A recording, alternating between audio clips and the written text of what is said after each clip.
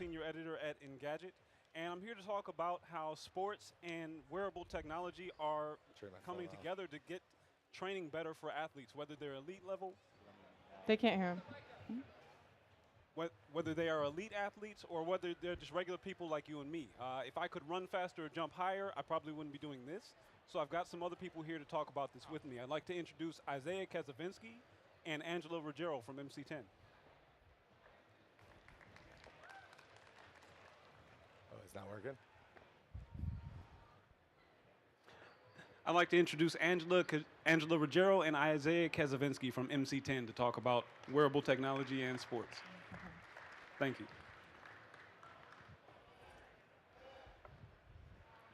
Now, we had a little trouble with the mic, so maybe you're not as clear about what this particular panel is about, but you guys work specifically on new technology to try and help athletes in their training and really to even go further beyond that. So could you tell us a little bit about, first, your athletic background and then how you came to work with MC10? Yeah, I mean, I could start out. So after playing 8 years in the NFL, I decided I needed a transition. So I went to Harvard Business School, got my MBA. And during that process, really try to figure out how I could leverage the background that I have with something I'm really passionate about, and was able to come across this company, MC10. And it was still very much an idea. And the idea is being able to take electronics that are rigid and brittle, take them out of that box and be able to flex and stretch and bend them. And when you can do that, you start to pick up different use cases across the board, and a lot of those powerful use cases are in and around the body. Being able to pick up data that exists. I mean, if you think about all of us, there's data coming off all of us every single second. Be able to capture that continuously over time is really where you see the benefit. And you know, looking at, from the vantage point of being a former elite athlete, those early adopters are elite athletes. They're looking for that extra inch. They're looking for that half step, that quarter of a step. And I was doing that my whole career. I was never a star, and I was a grinder, and I needed to find that in any way possible. And if I could find any edge, any way possible without being illegal, I was looking for that. And amazing company that in the time that I've had at MC10 and the involvement like Angela and the whole sports advisory board has been a cool experience. And Angela, what have you been working on? I know you were a former hockey player and also soccer. No, I was a former ice hockey player. I went to 4 Olympics for Team USA, gold medal, a couple silvers and a bronze. And my whole career, I was, like Isaiah said, I was always looking for those inches. How can I be a better athlete? We measured everything, but we didn't have the technology to really do it in a good way. And so towards the end of my career, we started using heart rate monitors, but literally had the bulky chest strap. And I mean, we were wearing those in the Olympics. So our trainer could say, who's able to recover quicker, who can play the, in the overtime and have like real-time data. But obviously those clunky devices they get in your way, your movement. And so I joined the sports advisory board for MC10, and basically it's a group of current and former professional athletes that are inputting like where are their pain points, like where could we use this like really flexible technology in our everyday lives and to make ourselves better athletes. So as former athletes and working with the sports advisory board comprised of so many people who have performed at an elite level, what does that bring to the development of new technology to try and figure out how we can make athletes better and how we can make everyday people's lives better? Yeah, I think my goal, I run the entire sports and fitness use cases for the technology, and really I think of it as like the tip of the spear. The early adopters are the elite athletes, but in the end, my goal and the vision of our company is let the sensors tell a story. Let them tell a story about you, me, Angela, all the way from elite athlete to someone in a nursing home. The data coming off your body tells a story, and you want to be able to capture that and then tie back to certain events. Maybe you feel amazing. You have data points that lead up to those times you are feeling amazing, and you can increase your chances for either high performance or success or just feeling better, overall. So it starts with that performance, and you can start to see how you can change behavior in such a way where you can feel good every day. Because in the end, everybody wants to feel good. Yeah, I guess one example of using this kind of product, it's a sticker. It's super easy to wear, and what you could do with it is unbelievable. So as an ice hockey player, there's many people on the ice. Well, we're all different. We have different heart rates, different lung capacity. Some are in shape, some are unfortunately out of shape if they're on your team. But you're trying to get to reach the same goal. And so if you think about it this way, if the coach lines you up on the goal line and says go, and you do a wind sprint, you come back, typically the coach says go again, you all go at the same time and come back. Well, there's certain athletes that are able and ready to go because their heart rate is recovered. So that's good. They're ready to go. But there's other athletes that need a little bit more time. So essentially, if you're not catering to the heart rate, if you're not catering to some of these vital signs that you could read off of what MC10 has, you're going to overtrain or you have the potential to undertrain. And so using technology to help you train smarter in a more objective way is what any athlete wants. You want your numbers to speak for themselves versus having your coach sort of finger in the wind, hope that they're picking the right athletes for that team. You want one way to say, like, Isaiah in the combine, he has tons of data, but this adds a whole new layer to that. So the sticker that you're specifically talking about, that's something that you guys have been working on, the biostamp-like technology. Can you tell me a little bit more about that and what you've been developing and the idea of this wearable that you won't take off? Yeah, so you think about the biostamp, you think about it as like a thin electronic patch.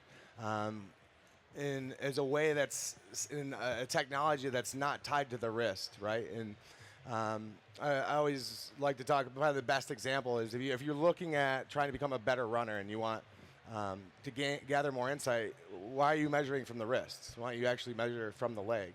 So something that's location agnostic, being able to move it around your body to gather, your needs can change over time, what you want to look at over time can change. And giving that ability to then couple that device tightly to the body, it's not, I think if you think about any device that you're wearing that's tied to a wrist especially, is like it's trying to guess what you're doing, and it's trying to really have some type of proxy of what you're doing.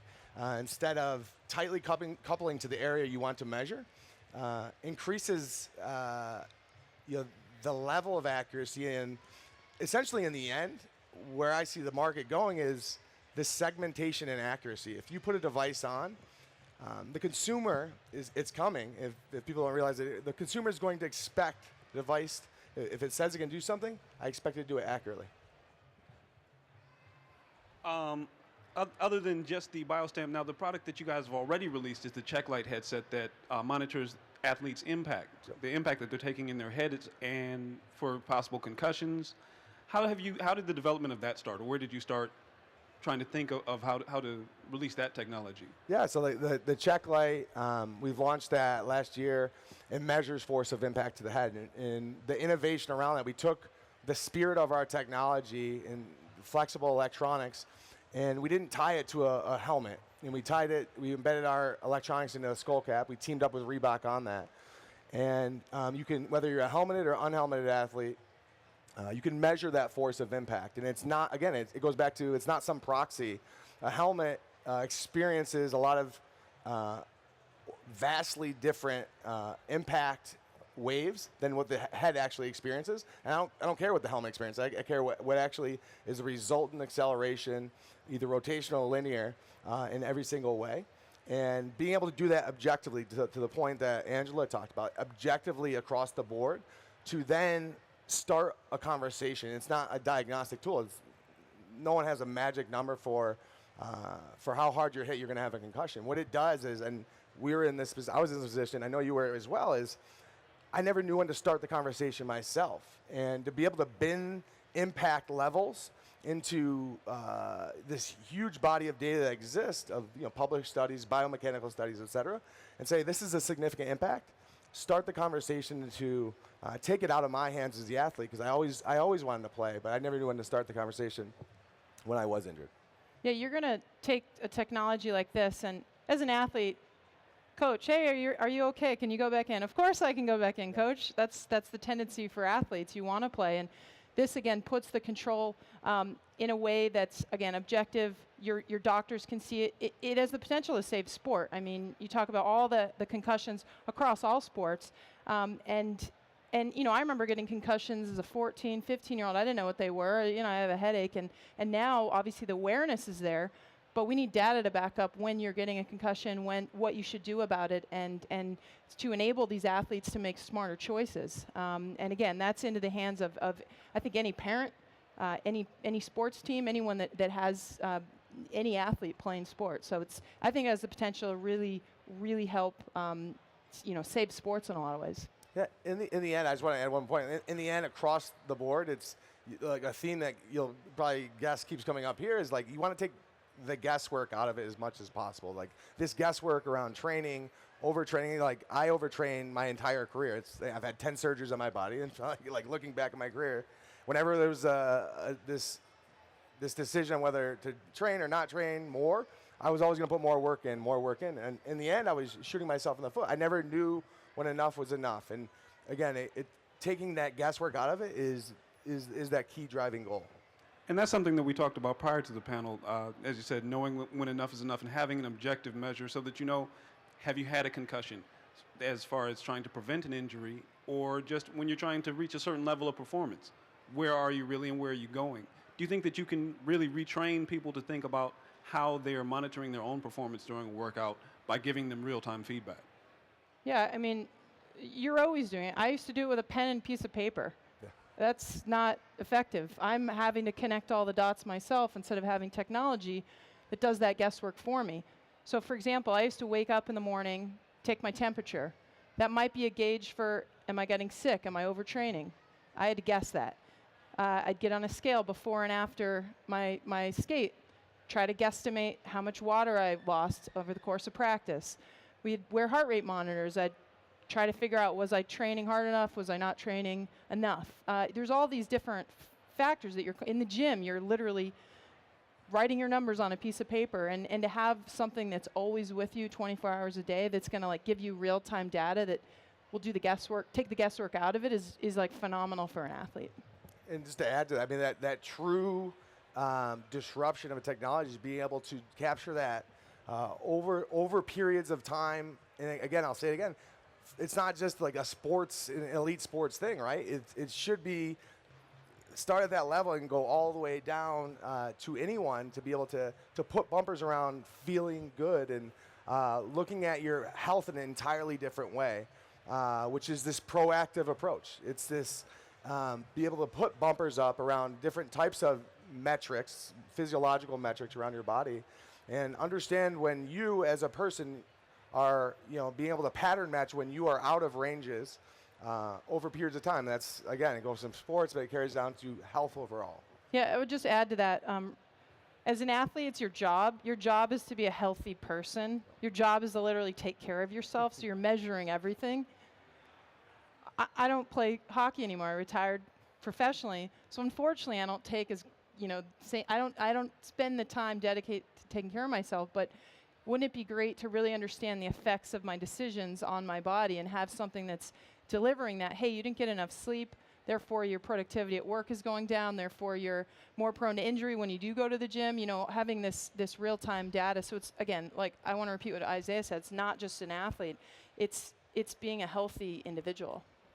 And that's something that we've been talking about quite a bit, and we've seen many of the wearable devices and the systems behind them that come out. Now they suddenly want to pick up all of that data that you talked about that's coming off your body 24/7, understanding how the things that you're doing maybe away from your training or just in your daily life are affecting how you feel each day. Mm-hmm. How hard is it to design a product, whether it's that check light headset or just something like the BioStamp, something that's flexible enough or durable enough for people to wear all the time or even when they're training at an elite level?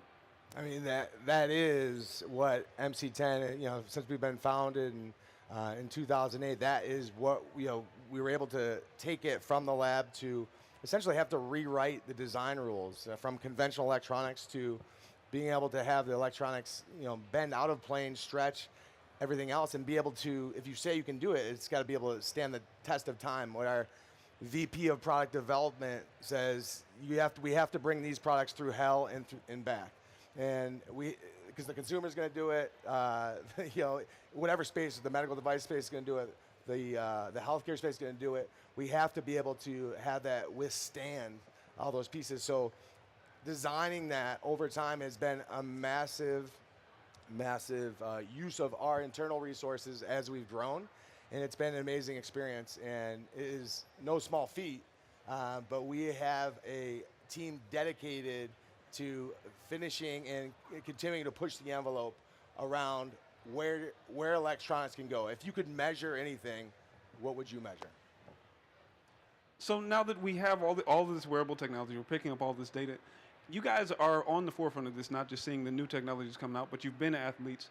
How different is it when you look now? Now someone can pick up training programs on YouTube. They can wear a watch, to tell them exactly how much their training program is changing. As you said, you used to do it with a pen and paper. What are the biggest leaps that you're seeing in technology and sports and fitness?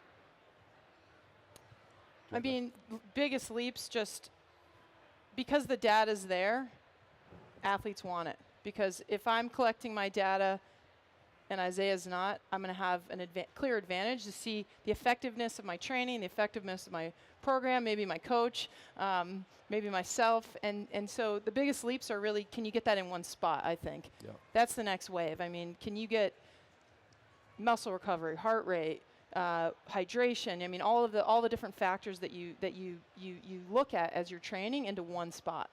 Yeah, in the end, just to add to that, in the end, you don't want 6 different devices, right? Doing 6 different things.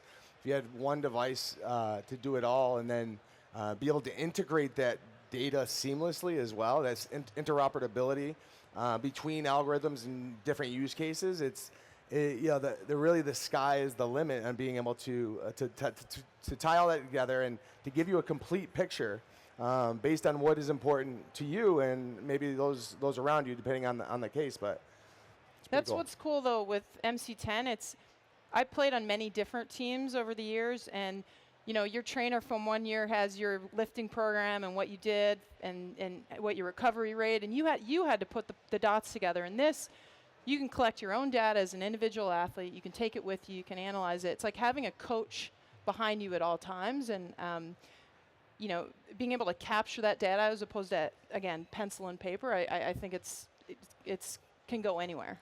And isn't that especially important for people practicing or training on their own? Because if you don't have a coach, you don't have a team around you to kind of give you a benchmark or to tell you what to do each day or put together a training program, now you need some help. Yeah, I mean, it goes back to like taking the guesswork out, right? If I'm training, I mean, even at the elite level, we were almost guessing. We were like kind of going off feel. And that's crazy. And if you feel like that as an elite athlete, it's the same thing if you're, whatever, a weekend warrior going out for, you want to be able to dial things in, take that guesswork out. And, we talked about this before. The term I like to use internally within MC10 is what we want to do is democratize the lab, which is essentially like you have all this, inside of a physiology lab, you have all this really big, bulky, expensive equipment, be able to take those learnings and be able to put it on all of us. And those learnings actually set the bumpers on feedback that could be your coach, right? Depending on what you want to look at. So even more than just deciding and following your own performance, something else that we talked about was you're recovering from an injury. Are you back? What's your range of motion? How much muscle mass have you gained or lost? Is that something else that we can help with by having more data? Yeah, you can add to this too. Personally, looking back at my career, like I said, I've had 10 surgeries on my body.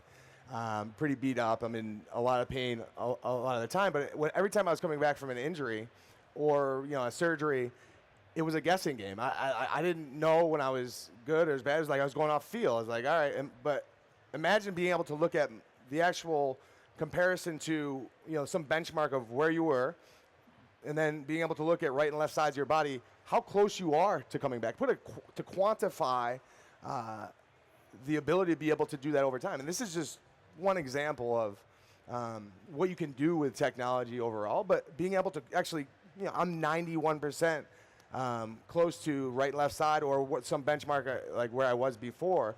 Instead of like, well, I guess I feel pretty good. If I can look at gait, muscle activity, there's a whole series of pieces you can start to tie all together on this is how close you are to coming back. I'm going to quantify that for you. I don't know if you're- Yeah, I mean, I had shoulder surgery after the 2010 Olympics.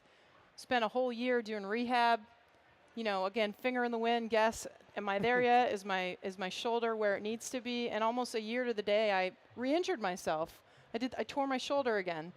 And if I had real-time data to say, you know what, you're probably not 100% this game, I wouldn't have jumped back in and probably would have prevented that second injury because, or done a lot more rehab around the areas where I wasn't strong enough. So again, all athletes, anyone. I mean, you're sitting at a desk all day. Are your quads atrophying from sitting all day? That would be a really interesting stat Yes. to know.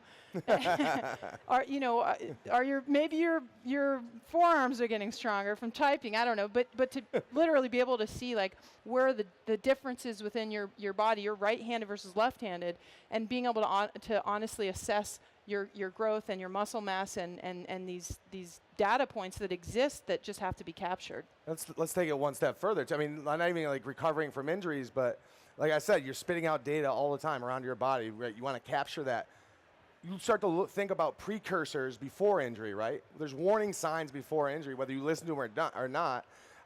Those precursors before injuries, which could have led, you never know, like could have led to her shoulder injury, right? And being able to essentially quantify that, put data to it. Were there red flags along the way, right? And be able to signal those out. And again, the world is an oyster on it. If you can really unleash electronics anywhere, what can you do? And it literally flips everything on its head with how you think about your performance, how you think about your health, everything else. And also in a way that isn't bulky. Yep. Again, back to that. I mean, I wear those wrists. I wear a chest strap. And I took it off the second I wasn't training because I didn't want to wear it anymore. But to put something on and forget about it, and like capture data in your sleep.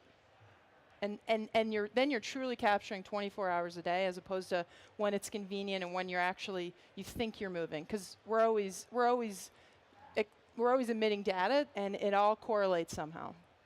Once we have all that data from all of these different individuals, how do we connect it to different people more than just, okay, I've got my Nike Plus points or I've got my step counter? Is that the next step, actually using it to track it across groups of people and figure out where you are in your progress, or possibly seeing if an injury is coming because you've seen it so many times in other people? Yeah, I mean, I think the true value of big data overall, and then capturing all this data eventually, is to really put better bumpers, put these zones around anything you want to, any type of measurement you want to bring to the table. So doing that in various amounts, various slices essentially against the data that is what big data is going to come down to, and it's gonna really be there in a way that's it's going to resonate and you benchmark yourself to a population as well. Yeah, I mean, write an algorithm, collect data over a number of different Olympic teams, for example. You could probably start betting on certain patterns that are going to come out of the athletes that are successful versus the athletes that aren't successful. How well are they taking care of themselves? What kind of conditioning are they doing? And obviously the more data, the better. But I think if you aggregate it, a pattern's going to emerge that we may not even realize. Yeah, and you start thinking about like likelihood of success. I mean, it's done now, right? You think about. You actually mentioned the NFL Combine, right? They're capturing data, 40-yard dash time, shuttle run, long jump, broad jump, vertical jump. All that is data to say, hey, you perform better. Your likelihood of success in the NFL, it goes way up. And listen, I'm someone that wasn't a good numbers guy, so you can't capture all of that, right? You can't capture heart in the emotional way. That I really was built my career on, but the fact is you could start to understand, put more and more parameters around things. Kind of addressing that, do you think that this is going to change the way that people evaluate athletes, or are there going to be different issues that come out now that, talking about says a legal PED, when you see people using data to improve their performance, are there going to be different rules? Are there going to be privacy concerns from the teams and the athletes, and maybe some people don't want to share how much they slept last night? How do you address that? You nailed it. I want you to answer this too. I know I discussed this a lot across the board with our sports advisory board, all the pieces. The fact is, you're in the end, the user should own his or her own data. The value is going to have that whoever's wearing it, whether it's say it's the elite athlete, they want to see how can they have to see that value. Like, why am I wearing this? How can this make me better? And then who accesses that data is going, like, for an elite athlete is going to be somewhat of a sticking point that is going to have to be negotiated by the players union and across the board, how you do that. But in the end, I know this, people, and elite athletes especially, how can I elongate my career? How can I get better? And like, that's what they want to do. If you can show over time that you can actually help with that, it's a tool instead of a negative connotation. You would say, maybe you're right. Maybe you take it off when you're not on the clock, right? Or not. You don't want to be. If you go out, you don't want everybody to see that, or you access the data in some way. But every situation is different around that. But think about it this way. Say I went home after a season and just crushed it in the gym and worked really hard, and I wasn't making the big bucks that this guy was, but I want a better salary. I want a long-term contract. Look at the numbers. They're going to speak for themselves. So in some ways, yes, the numbers are going to help you. Obviously, privacy concerns. I think we're in the day and age where they're collecting it anyway. They're trying to get it as any team, any sports professional is trying to get that data and figure out what's the best athlete numbers, what should they look like. So we're used to it. We're accustomed to it as athletes now. So I don't think that the privacy factor will be as big of a deal. I mean, where I could see it internally, where I could see it being a big deal is externally. Now, I flip on the TV and I'm watching, the LA Kings now. All right, let's go. Wouldn't it be great to see in real time what the heart rate of those guys are out on the ice, or what their recovery rate is, or their fatigue factor? And you're playing fantasy football and you can, I got to trade that guy, he's not in shape. There's really cool ways that the public would love to see this. I don't know if it'll ever go that way. Obviously, that's a hot topic. But certainly internally within the team, if you're doing your job as an athlete, I don't really think you have anything to hide. Just to wrap things up, can you specifically think of anything in your professional careers where having more data or more information about what was going on in your own body would have helped you as a professional athlete? Yeah, I mean, I've already mentioned one of them. I mean, I could go literally down the line from. I mean, literally for me, like dialing in the undertraining, overtraining. That was a constant problem for me, and I knew it. And like my calling card was like I was going to outwork everybody. That was my deal. Little did I know, like outworking people to a point is good, and then after that you're shooting yourself in the foot. Like dialing that in from the output that you've actually had to then how you recover over and over and over again, where I didn't feel like I was cheating myself, because that was the thing that kept me out there, right? And like trying to like overtrain is like I thought I was going to cheat myself if I just didn't do 5 more reps. I didn't do 10 more reps. Didn't do all that stuff. Whereas, I would have, the recovery and the actual benefits I would have seen would have been more if I dialed it back the right amount. So that was like one of the big pieces. I could go down the line from hydration to coming back from injury to other pieces. I'm not sure Angela has some other. No, I think on an individual basis, it's self-evident. That's all we've been talking about. But again, as a team sport, can you imagine being a coach and you're putting a team of athletes together and they're at varying levels, and to be able to like put the puzzle pieces together with objective data to know when to put the next person off the line based on their own individual program, versus now it's one and done. You have the same program for the whole team. I think that can really change any professional sports team, any Olympic team, and the way that we train smarter. Sounds great. Thanks again for bringing your experience and your information about what's coming, what's out there and what's coming. Thanks to our viewers and our attendees. Up next, we will have a special segment about Dippin' Dots. Stay tuned. Ooh.